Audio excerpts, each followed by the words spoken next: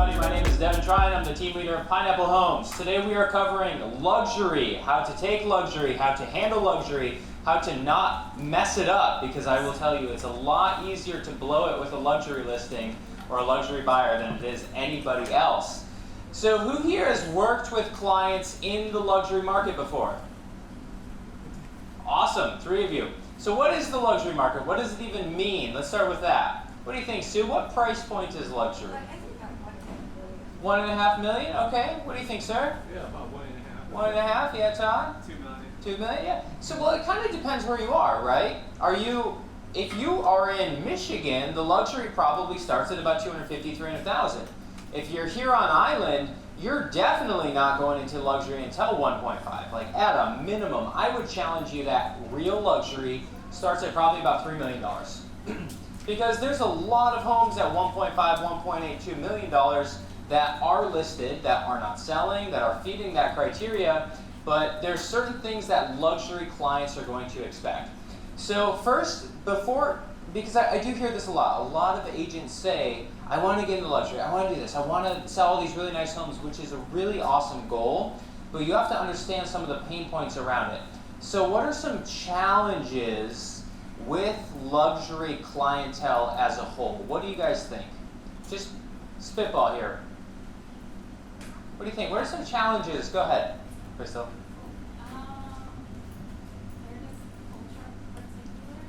They could be very particular, yeah. That's a good one. What else? What do you think, Mel? expectations and timelines. Expectations and timeline are higher, are better, yeah. What else? They're more difficult to get a hold of, get time with. That's a good one. They're typically a lot busier than your average client.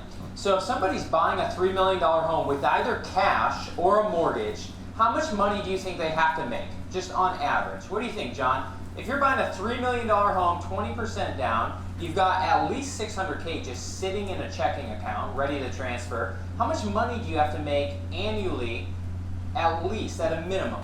You have to make at least $30K a month. You have to make, so you're probably making a minimum of $400,000, $500,000, $600,000 annually. That's every single year you're taking home $600,000. Who are the type of people that are making that kind of money? And there's really only one class, one demographic of that type of people. Who is that?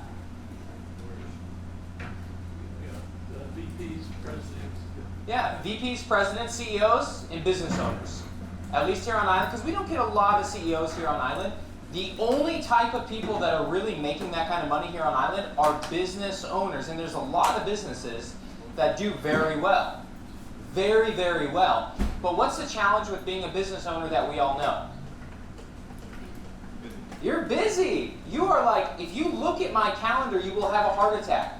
And at any given time, I probably have 250 different things in a week that I need to make sure to get done, whether it's meetings, checklists, payroll, all of this I have to attend to. If you are a business owner, you are busy. And so the challenge with luxury clients is they're hard to reach.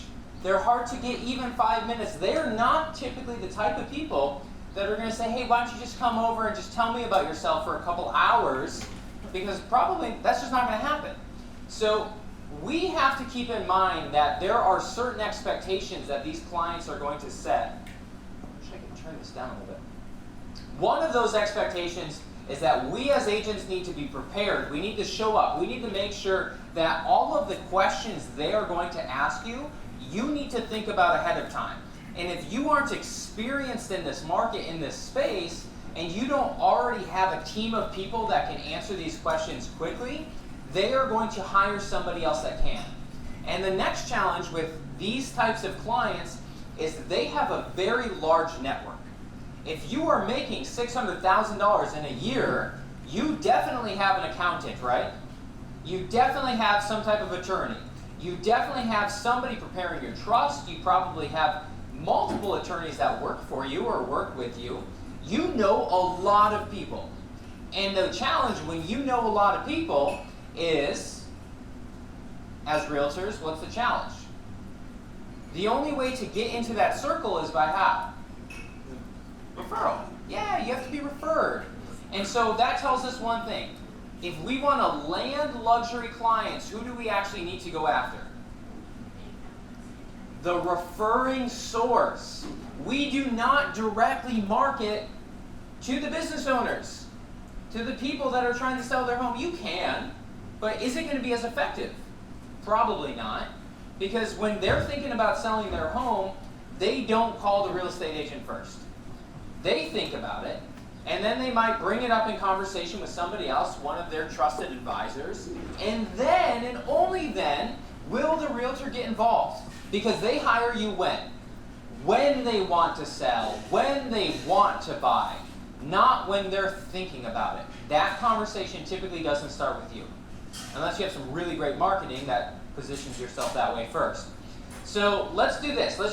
Let's make a list of all the people that we as professionals need to know in order to be referred, and then we're going to discuss how do we market ourselves to those professionals. So let's just go ahead. What's a great vendor that we should be referring to or referred from?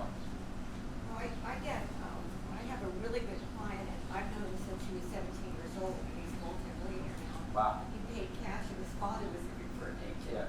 In other words, within families, kids eventually grow up and they've been here doing it long enough, and they become entrepreneurs, and his kids are my clients now. So who would be somebody that in their network that would refer you business? You already know them, of course, but let's say you didn't. Well, probably the attorney. Attorneys? Okay, so there's a lot of types of attorneys. So what are some attorneys that we as agents could pursue to build strong relationships with? Estate attorneys. Yeah, every single one of us should have multiple estate attorneys that we're talking to on a monthly basis. If you do not have 2, 3, 4, 5 estate attorneys that you are bringing out to lunch, just leave. Just get up right now and go find them. I'm not kidding. That's step 1. That's step like 0.5. That's half a step. Okay, so estate attorneys, yes. What else? Go ahead. Financial advisors, yeah. Financial advisors are a little tricky because when you call them, they're going to do what? They're going to try and sell you financial services. And if you already have a financial advisor, it's kind of like if you already have a realtor, they want to work with probably one realtor that's going to do business with them.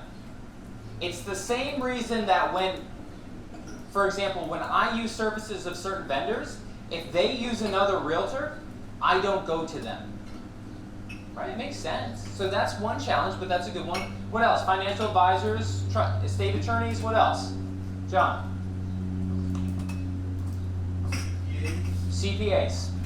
Yeah, CPAs and accountants, even bookkeepers. Actually, I think bookkeepers are even a better source than the accountants. Because where do bookkeepers come in? They talk to these people on a weekly, if not monthly, if not weekly basis. So who knows what a bookkeeper does? Okay, so a bookkeeper, they will have some type of accounting software, these business owners, and every single week they will create a chart of accounts that show this is where you're spending money, this is where you're losing money, and what questions do I have a bookkeeper, like what expense was this? So they are talking to the account owner on a weekly basis. I have 2 bookkeepers that I talk to weekly. So, and it's annoying, and I wish I didn't have to, but I do, otherwise everything falls apart. And so I think bookkeepers and accountants are one of the best sources of business, and I promise you, very few people are calling accountants saying, can I buy you lunch? And those lunches, just set expectations, they're not like these crazy, fun, enjoyable lunches with your accountants. Okay, you guys aren't going somewhere crazy and having fun and drinking wine. You're going to sit down with them and be like, wow, this guy definitely is an accountant. And you're going to know. Like, you know when they're an accountant, because you're like, that was the worst lunch I've ever had. And then before you know it, 2 months later, they're sending you a bunch of business, because you're the only realtor that's doing that. Yeah. Okay, well, one more. What else? Well, I just had a deal with, he got the business. It's called Legacy Wine Trust. He only handles being a trustee for a trust. And my client of 24 years passed away. Of course, no one notified me. But, 1 year later, I'm hearing this phone call, oh, by the way, I'm in charge now. And he interviewed me, but he had his buddy. But, if you can big established relationship. There must be more than one company that's legacy Yeah, of wine. course. And they get referrals from attorneys, and then they have to liquidate the properties. Yep. And they have to list it with someone. They have And to. I'm not sure how many companies there are like that. This was the first experience I had with such a company. Yeah, that's And great. they didn't know my client at all. They were assigned the case from his personal attorney Yeah. of Hawaii. Various types of law firms, trustee sales, all that. One more that we failed to mention is divorce attorneys. I mean, guys, first of all, what is the average age of somebody getting divorced? Average. Can somebody Google that for me? Somebody Google that for me. Can you Google that now? What's the average? What do you guys think? Let's take a guess. What do you think the average age of a divorced person? 42. 42? 42 for the man? Yeah, okay. 30 years old. 30 years old, okay. Yeah. So most people between 30 to 40, I would say, that's when the divorces occur. Most people don't get divorced at 55, 65, 75. At that point, you're just like, all right, we're in it. Let's keep this thing going. Like, what else are we going to do? It's true. So divorce attorneys. Now, I would wager that a third, half of the divorces, even a third, own property. How many divorces are there in Hawaii last year? Can somebody Google that? Come on. I hope you don't know off the top of your head. Let's see, what do you guys think? 10,000? 5,000? 20,000? 50,000? In Hawaii? How many divorces in Hawaii?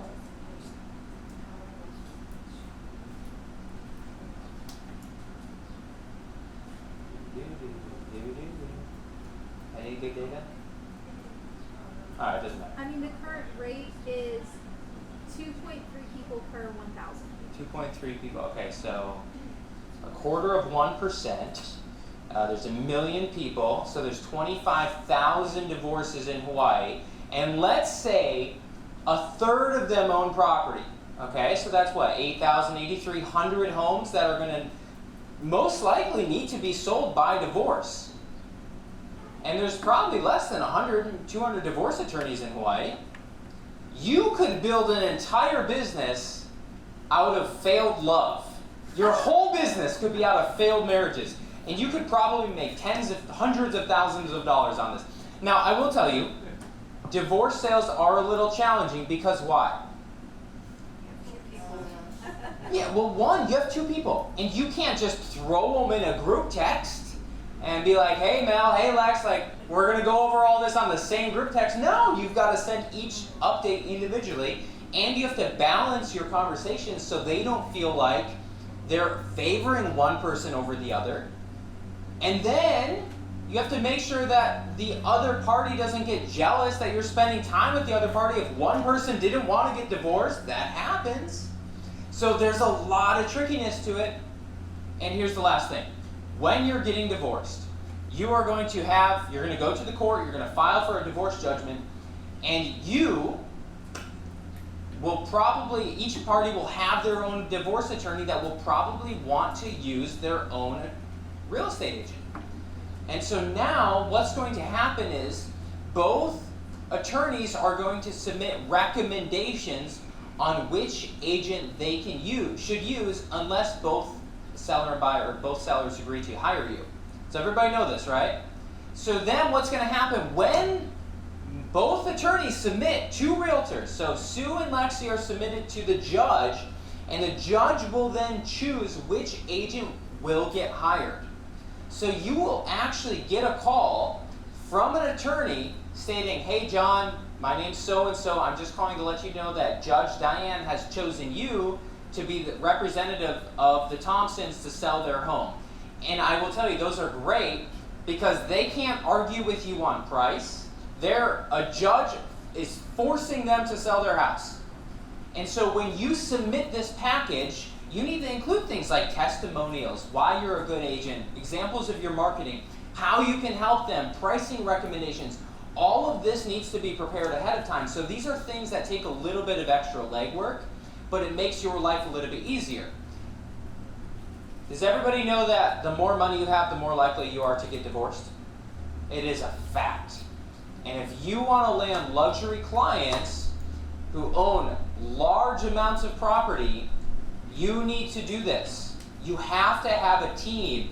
You need to have 10 or 12 professionals at your back that you can ask questions and that are constantly referring you business. There's probably 1 or 2 people out there, attorneys and whatnot, that you could build your entire business off their referrals. You would never have to prospect if you build 2 good, strong relationships. So I would make that a goal for each person in this room to write down 1, 2, 3 on the side of their paper, and then today find 3 people that you want to build a relationship with. And remember, this has to be reciprocal. And it can't just be, I want to get your clients. It has to be, here's how I want to help you.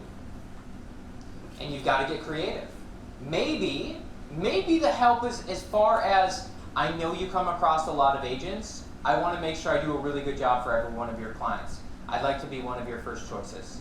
And if you ever need anything from me, pricing recommendations, comps on properties, even if I'm not the realtor on board, I can always provide a second opinion, even if I know I'm not going to get paid. Yeah. As an attorney who's working with divorcees, I would like to have the option to call a realtor and say, hey, they're not going to be selling for 2 or 3 years, but what is this house worth right now? I need to know for taxes. Here, 1 second. I'm going to see if I can turn this down.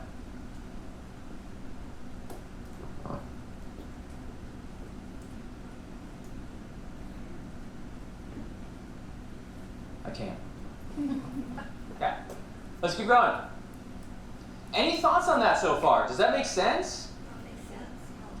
Okay, one thing I want to add. Okay, so back to the luxury clients. Luxury buyers are sporadic. Not necessarily sellers, but luxury buyers are sporadic. They see, especially that higher echelon of purchasers, the $5, $10, $15, $25 million, they're not looking to buy a home. They already have one. They probably already have 12. But then they see something that they have to have. Just like when you're at the store in the aisle of the checkout line and you see a Kit Kat and you're like, oh, it's been a long day. I deserve that Kit Kat. I have to have that today. Luxury buyers are the same way. But it's not Kit Kats, it's just $12 million houses. And so what we need to do is we always need to be ready for when they're going to purchase, because I have many, many clients that have said, I will never sell this house. I'm not going to sell it until I die. And I'm like, how old are you? And they're like, what? And I'm like, doesn't matter. So you need to know that then, 2 days later, after they said, I'm not going to sell this until the day I die, they decided that they have a spiritual awakening and they're moving to Fiji and they need to sell this house. And you call him again, just for whatever reason, he's like, oh, we're going to have it on the market in a day. And you're like, what? I thought you were going to keep this forever. Yeah, plans change. They are sporadic because they have the ability to be, because they have the funds to do so. And if you can't zig with them and zag like that, they are going to find somebody else that can. You can't make them feel bad about wanting to buy or wanting to sell or not wanting to or changing their mind. You have to be with them. I get it. I get it. I get it. I don't care. It doesn't matter. It doesn't matter. I'm not chasing the sale. I'm chasing the relationship. Okay, so we are on the first page still. Detail-oriented. All right, here's what I recommend. If you have not done this before, who here has any type of background in architecture, design, materials, engineering? One person, awesome. The rest of you, how much does Corian cost per square foot? What's cheaper, Corian or quartz or granite? What about marble? Okay, if you walk into a listing, do you know the difference between granite and quartz? If you walk into a listing and you see tile on the floor and you think it's your standard run-of-the-mill, but it's not, it's actually travertine, these things come up. And when you're at a listing appointment and you refer to his $12,000 square foot flooring as tile, is he going to be impressed? But when you walk in and you say, travertine, where did you get this beautiful color? And it's like, oh, you know a thing or two. and you walk into the kitchen and you see appliances that are spelled M-I-E-L-U-H. And you say, "Oh, Mila." And he goes, okay, got it. Or you see, even if it's Sub-Zero, you need to know these things, right? Who knows what the difference between a Sub-Zero fridge is compared to a regular fridge? What is not the brand, but what is the actual differentiator between the mechanism of the fridge?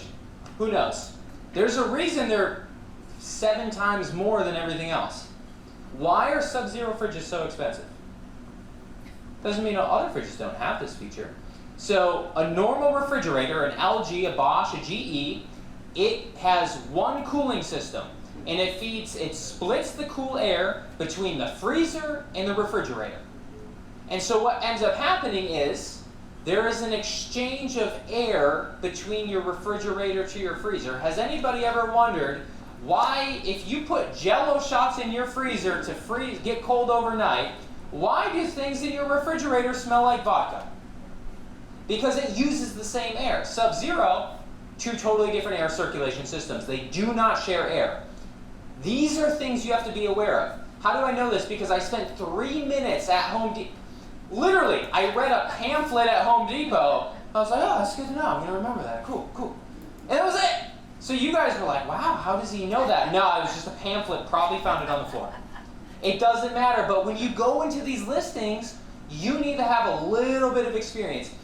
If you really want to get good, get a job at Home Depot for like 45 days, for 6 weeks, and they will teach you everything. Like those guys at Home Depot, there's a 17-year-old girl there, and I'll be like, hey, I'm looking for these things, and she's like, okay, well, do you want anchor screw systems or a drywall? And I'm just like, what do I want? She's like, well, what's the composite material? I'm like, oh, it's a condo. And she's like, okay, it's probably drywall. You're going to want this. I'm like, oh, okay, cool. Learn these things. And it's good. It's beneficial not even for selling, but just for your normal home life. And spend an hour or 2 at Home Depot a couple times, and that is more than enough you need to know.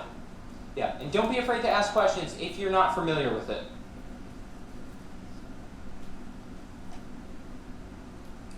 Longer decision-making process.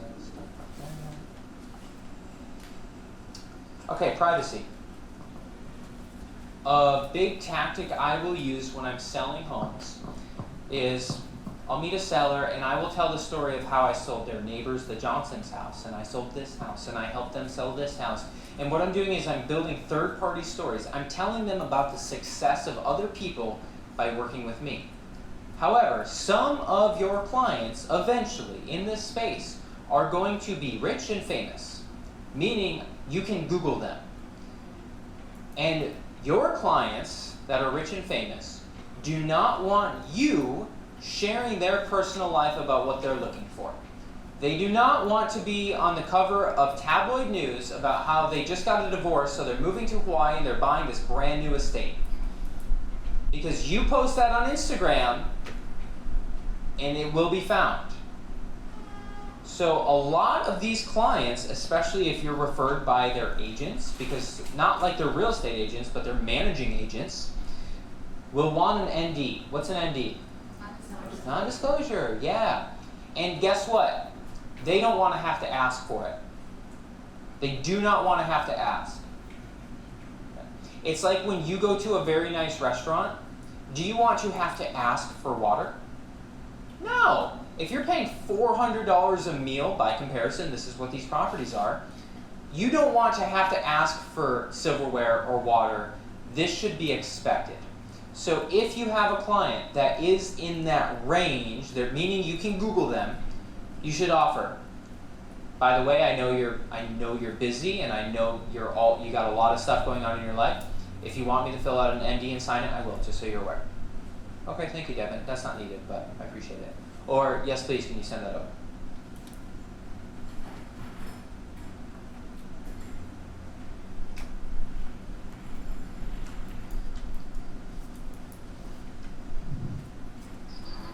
Okay, let's talk about luxury listings.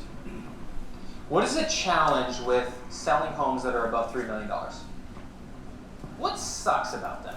Okay, limiting buyers, yeah, that's a big part of it. What else? What really sucks about taking a $12 million listing? There are things that suck about it. What do you think? Yeah.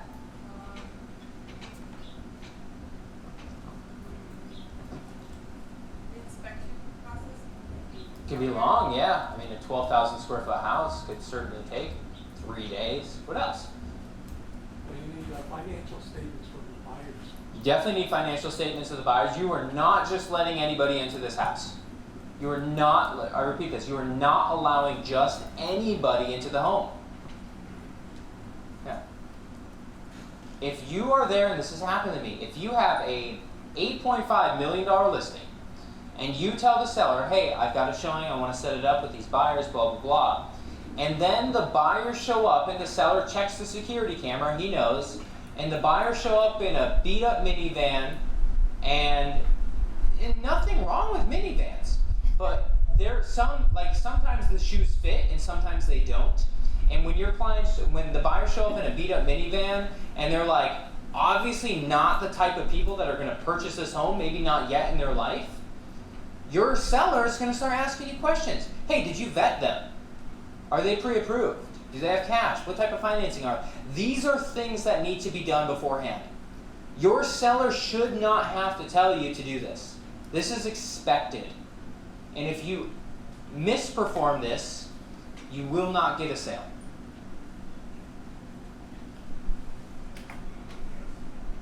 Also, you know what really sucks about luxury is they can take a long time to sell.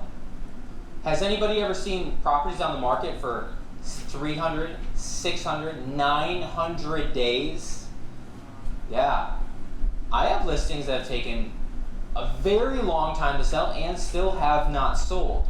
Also, so what that means is you might take a listing, you're excited about it, $7.5 million. Let's say you spend $1,000, $1,500 on photos alone. Let's say you host a huge open house and you spend $4,000 or $5,000 on that. Let's say you pay for staging for another $4,000 or $5,000, and so you might on an $8 million listing, you might spend $10,000 or $12,000 or $15,000. You're going to spend some cash because you got to do it right. You can't just show up with like this. You can't show up with this. No, this doesn't work. This class is free. If you guys want to start paying, these will get nicer. But you need to show up really well prepared, and you need to have great materials and great marketing, great staging and great photos and all this stuff and food at the open house. And if you don't, you're not going to get another listing. But guess what? It's a risk, and it needs to be an educated risk. Because the next hard thing about ultra high listings is you have no idea what that thing's going to sell for. Like, you have no idea, because I promise you there's no other home like it. Yeah, it's not a tract home in Eva Beach. It's a 4.7 at the top of Wailaiki that has foundation issues, and they still want $5 million. But guess what? You put it on the market, and then 4 days later you have 3 offers, and you're like, holy shit, this thing's sold. Or the alternative, it didn't. And so you need to be aware, if you're going to try and break into the marketing space, you've got to have the dough to do it. Otherwise, you will put yourself out of business.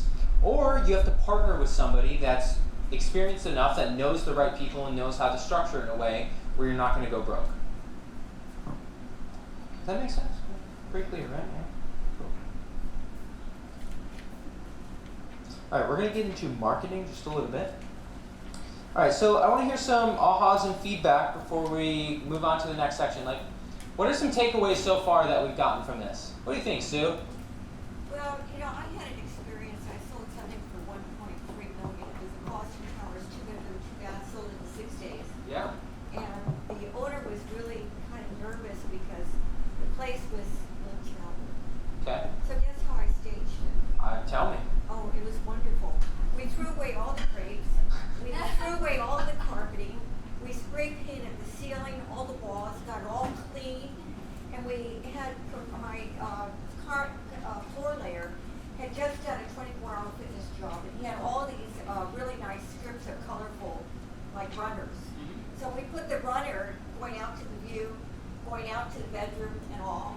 And it was, we staged it, we marketed it as a fixer-upper. Nice. And we were selling it for view, 2 parking stalls, fee simple across the beach. So I took the bullet points, and I tell you, it just worked out perfectly. And instead of trying to make it look better, we just gutted it, cleaned it up, and we stressed the view and the fact that it was a picture. Yeah, emphasize the main points. Nice. I like that. And Yeah. most people, I think, would not really think of just. Yeah. Wait, so what were your takeaways from this so far? Well, the staging. Well, what I think the staging, I think, is sometimes overblown. I think people put too much emphasis on staging. Good. I really do. Okay.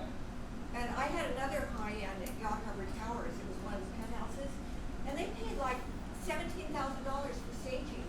And I think that they could have done it my way and gotten the same price. Always But I spent potential. $17,000 for staging. Okay. What else do you guys think? I say chase the relationship and going to Home Depot and then that's not. Yeah, chase the relationship. Go to Home Depot. That's good. No, those are good. Yeah, that's the most important. What do you think, John? I like the idea of bookkeepers rather than CPAs. It's a good one. Yeah, they're front lines. They hear it all. Okay, marketing. So I want to hear your guys' ideas. What do you guys do for marketing now? And marketing is such a big topic, right? Marketing is everything from social media to mail to branding to your logo to your website. I mean, there's everything that's visual. Marketing, I would even say, is the clothes you wear in the car you drive. Marketing is everything. If you can see it, it's part of your marketing package. Even the words you say really are part of your marketing.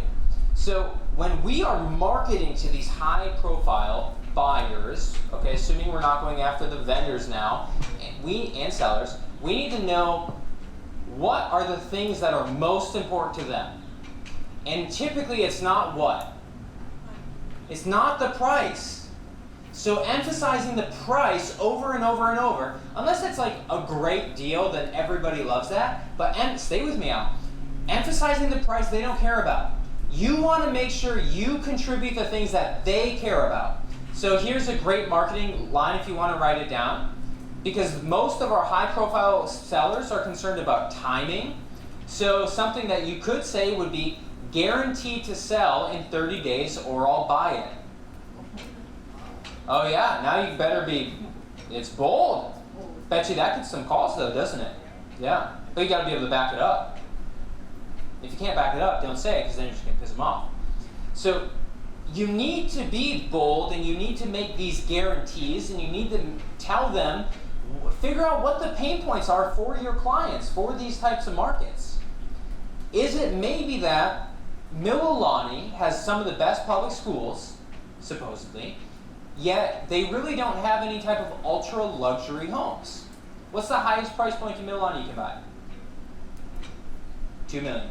2 million, yeah, you're not going to find anything above 2 million in Mililani. Maybe 2.1. But to some sellers, buyers, that's annoying because they don't have the opportunity to have the type of home they want. So maybe you're targeting the vacant lots that they can build and you already partner with the contractor. Your marketing needs to offer something that other people don't. And when you do this and you do it consistently, you're going to position yourself in a way that you are the resource, you are the expert, because you are the only person that has whatever that is. Whether it's the guaranteed sold, or it's some type of new build, or maybe it's some type of vacant lots in Kahala. You need to make sure that you have a resource, a commodity that everybody else doesn't have. Otherwise, there is no reason to call you. You have to give them a reason to call. And if you can take all of that and then you can combine it into some type of niche, you're going to do really, really well. So what are some examples of great luxury niches? It's a weird thing to think about, right? But would you agree that high wealth people tend to run in circles together? They do. I promise you they do. So what are some luxury niches that you can become a part of? And typically, by the way, these are pay to play. Everybody knows what I mean by that, right? When you're going to the charity drive that requires a $10,000 donation, you can't just show up there and ask for a free lunch. You also have to pay to play. So if you want to join this, if you want to go after it, we're all here because you probably want something to do with the luxury market. That's how you break in. Okay, so what are some niches luxury people run in? What do you guys think? Country clubs. Country clubs, there we go. Keep going. Golf course. Golf course, yep. Yacht clubs. Yacht clubs, sometimes it's a mixed bag. Yeah, but generally, yes. Yeah, what else? Charity events. Big ones. Big ones. Big ones. Write down charity events on your paper. That's like one of the biggest ones. Like, you get all sorts at yacht clubs and country clubs. You get one sort at charity events. I promise you get one. Yeah. What else? Oh, come on, there's tons of them. Art galleries, okay, I like that one. You gotta be interested, you gotta know the market. Okay, don't just go to the art galleries if you don't know anything about art. What do you think of political campaigns? Political campaigns, yeah. And it doesn't matter what side you are on, but some sides are more high wealth than others. It's a fact. What else? Come on. Private school association. Private school associations, yeah. President's clubs, EOS circles, business owner circles, certain aspects of Chamber of Commerce. Yeah. State legislations, a little bit of neighborhood boards. If you're in the right neighborhood, yeah, state legislations. Rotary clubs, yeah, that's a good part of it. In general, if you can go somewhere where older people are, they're going to have more money. They've had a longer time to save up. I mean, retirement homes, I'm sure there's a ton of money in there. Not kidding. Yeah, and they probably all still, a lot of them probably own houses. Yeah. Now, their kids are probably their trustees, so something to keep in mind. Okay, one more. What do you think? What is a niche? What about just specific neighborhoods? What about Portlock?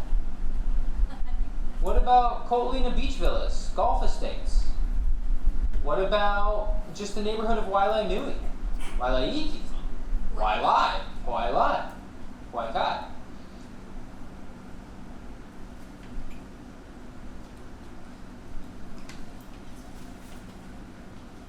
Ooh, oceanfront properties. There's nobody on island that like specializes in oceanfront, by the way. There's not a single person that just dominates it. Zero. Like, there's not even somebody that's like partway, gets most of, not even close. Kauai has one. Ann Ellison, she does all the oceanfront, like everything. There's not a single person here that does it. Don't know why. Good niche. Because there's a lot of aspects with oceanfront properties, SMAs, aspect zones, DLNR. You need to be aware of these things. Luxury condos. So we're going to go through we're going to wrap up with, here's a few actionable items you can take around a luxury space. And keep in mind, it takes time to grow your brand. And when I say grow your brand, I just mean take listings. Like, don't ever focus on specifically, oh, I want to grow my brand or gain more followers on this. You want to take listings. You want to take listings and help buyers spot. Because having your sign in the yard is the best branding you can have. Okay, so let's go through some ideas. One is geographic farming. Monthly, or every 2 weeks, send mail to the people in these specific areas. Have a nice logo, have a professional headshot, make it look good, pay the money to do it professionally, and send it out every 2 weeks, and start small. Don't start with 10,000 homes, because you're going to do that once, you're going to see the bill, and you're never going to do it again. Start with 100. 100 every 2 weeks, 100 every 2 weeks, 100, 200 a month, 200 a month, 200. And within 3 or 4 years, within 3 or 4 months, you're going to start to see traction. Maybe not listings, but you're going to start to get calls. Reaching out, everybody should reach out to 2 or 3 people and just take them to lunch. Some type of vendors. Take them somewhere nice. Take them to Merriman's. It's a great spot. It's not too expensive, but it's nice, and people know it's nice. People know where it is. What do you got, Bob? Well, I actually have a really good friend who's a realtor in Kailua, and she wanted to farm Kailua. So she came up with this idea, and I thought it was really great. She sent out mailers to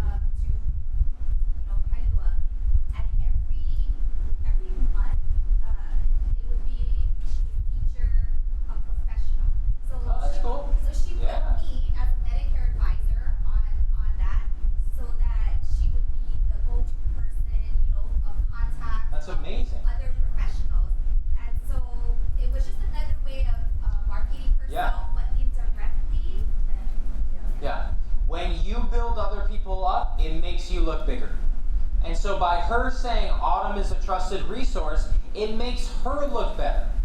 It makes Autumn look amazing, and it adds value to the community. That is a win-win-win. Like, there's nothing bad about that, other than she has to pay for it, which I promise you the cost of that mail comes back 3 to 10-fold depending on how much she's doing. Yeah. I would typically, if you're looking to get into luxury, I would typically avoid things like Facebook ads, Google ads. I would really avoid the high volume, low quality lead channels. What does that mean? High volume, low quality lead channels. Facebook, Google, Yelp, Zillow. Yes. It's not it. Those things, these come from referrals. Yeah. Okay, I hope you guys all took 1 or 2 notes.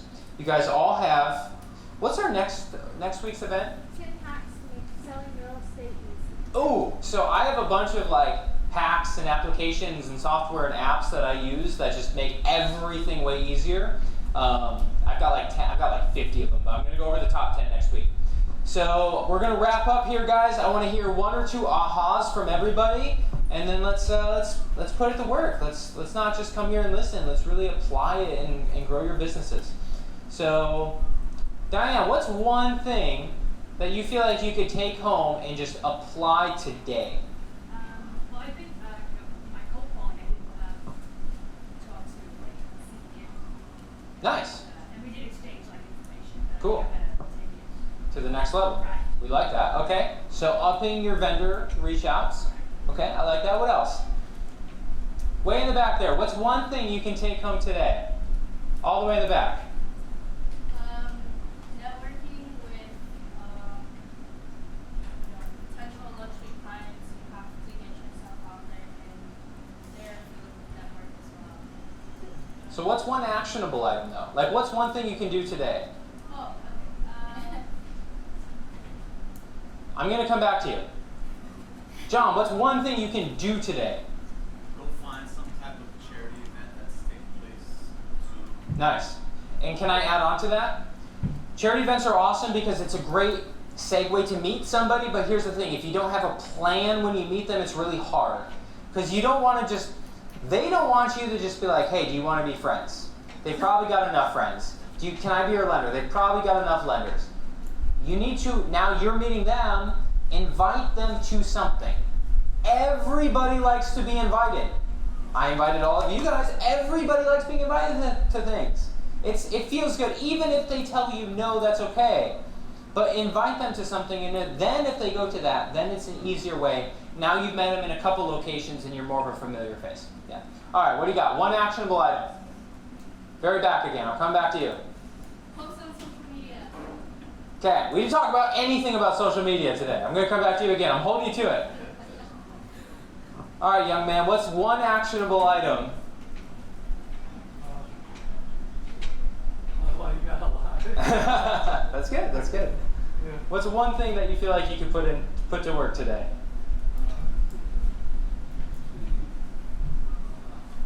They have to go over. That's okay. Want to phone a friend? She'll help you out. All right. What's one thing? Mine would be to contact an estate attorney. Okay. And how are you going to Well, find I work them? at the bank, so. Oh, that helps. Yeah, I'm here. I'm not even a realtor. I'm Oh. just here listening to you. Awesome. Yeah. That's awesome. Yeah. Most realtors don't even come. Good job. All right. Very last one. What do you got? Third time's the charm. One actionable item you can put to work today. I'm gonna go to Home Depot and I'm gonna learn about the. There we go. All right. Give her a round of applause. All right. To her defense, she came in late. Okay. I don't know if that's a defense or not, but we'll call it.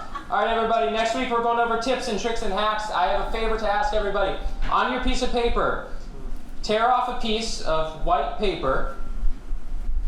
Doesn't matter, just a small piece, something where you can write something. And I'm going to hold you to this, and Lexi, I'm going to have you collect these. I want you guys to write, before you do this. So everybody last week gave me a bunch of ideas of all the things that they wanted to have implemented in these master classes. So here's a list of the entire a lot of these came from you guys, so very good work. So everybody has this page? Cool. You have the page, I promise you. Okay, now go to your white piece of paper. Everybody hold up your white piece of paper. Let me see it. I'm going to call your name if I don't see a white piece of paper. Crystal, where's your white piece of paper?